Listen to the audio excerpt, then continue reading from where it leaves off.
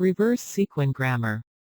This tool is useful to reverse the sequin grammar of an object. Here, you can see, the first sequin color is green, and the second sequin color is red.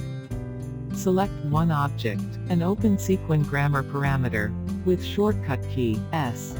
Here, you can see, the first sequin is A, and its repeat count is 1, as well as the second sequin is B, and its repeat count is 2.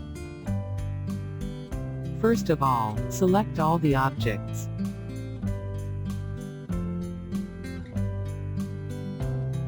Press Reverse Sequin button. Here, you can see, Sequin Grammer is changed into reverse. Let's see again. Select one object, and open Sequin Grammer parameter, with shortcut key, S.